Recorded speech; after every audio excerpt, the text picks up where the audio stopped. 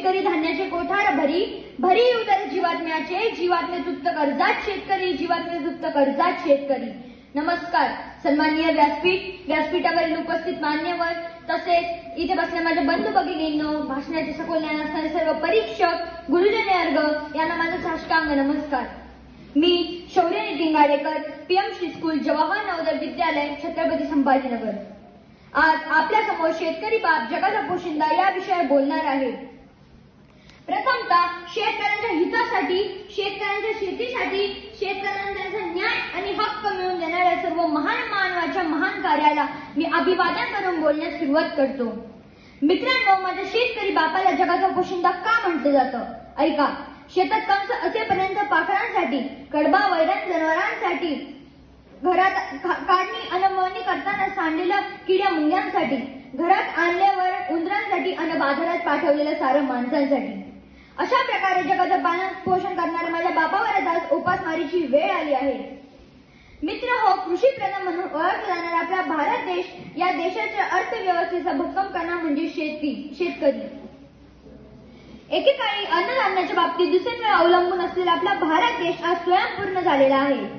महात्मा गांधींनी तर म्हटले होते, जर शेतकऱ्याला सन्मान मिळाला तरच देशाला सन्मान मिळेल। मग कुठे आहे माझ्या शेतकरी बापाचा सन्मान? का त्याच्या आत्महत्येची वेळ यावी? तेव्हा वाटत नाही विषाचा घोट, तेव्हा वाटत नाही विषाचा घोट, पण काय करावं मायबाप सरकार? मातीच्या वासानं कधी भरतं का हो पोट? तुम्हीच सांगा, मातीच्या वासानं कधी भरतं का हो पोट? खरंच सांगतो मित्रांनो, साऱ्या दुनियेचं जगण्याचं गाभा म्हणजे शेती आणि शेतकरी। शेती एक असे क्षेत्र आहे ज्यामध्ये लबाडी, बैमानी, बोगसगिरी चालत नाही। त्यामध्ये असतं ते फक्त कष्ट आणि कष्ट। ते कष्ट करून सुद्धा फळ निसर्गावर अवलंबून असतं। मित्रांनो, माझ्या शेतकरी बापासारखा दिलदार माणूस तुम्हाला दुनियेत शोधूनही सापडणार नाही। तसं एक छोटं उदाहरण सांगतो। रस्त्यावर नुसतं ट्रॅक्टर जाताना एखाद्याने एक ऊस घेतला तर माझा शेतकरी बाप हसून म्हणतो, घ्या अजून घ्या, त्यात काय एवढं, घरच्या शेतात तर आहे। परंतु मोठमोठ्या मॉलमध्ये गेल्यावर तुम्हाला साधी कॅरी बॅगही फुकट मिळत नाही। अरे, यावरून तुम्हाला समजलं पाहिजे माझा शेतकरी बाप किती महान आहे।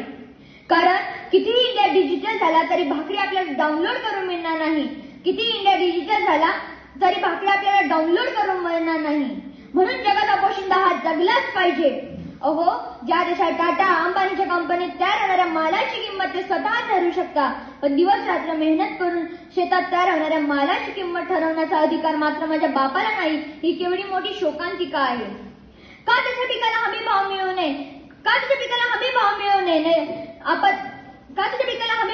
नये?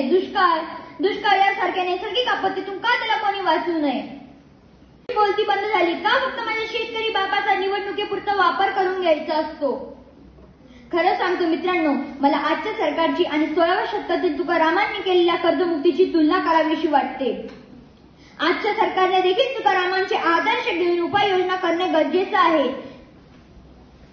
तसेच बाजार समित्या दलालमुक्त केल्या पाहिजे, तरच माझ्या शेतकरी बापाच्या घामाला किंमत मिळेल। सरकारी कर्मचाऱ्यांची टाइम ड्युटी असती तशी माझ्या शेतकरी बापाला असती का हो? जेव्हा लाईट येईल तेव्हा जीवाची पर्वा न करता शेतात जावं लागतं।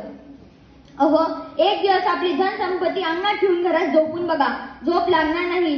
पण दिवस रात्र मेहनत करून शेतात लाखोचे धान्य उगवून बेवारस ठेवून घरात झोप माझा शेतकरी बाप कसा झोपत असेल? त्याला याचा कधी कोणी विचार केलाय का हो? त्यालाही मन आहे, त्यालाही कुटुंब आहे, त्यालाही असे वाटते आपल्या कुटुंबाने सुखात राहावं, मुलं बाळांनी चांगले शाळेत कॉलेजात शिकावं, मोठं साहेब व्हावं। म्हणून मला शेतकरी बापाच्या पोरांना एवढेच सांगावेसे वाटते, शिक पोरा शिक, आता लढायला शिक, भीक नको आता, घामाचा दाम मागायला शिक। एवढं बोलून मी माझे भाषण संपवतो। जय जवान जय किसान।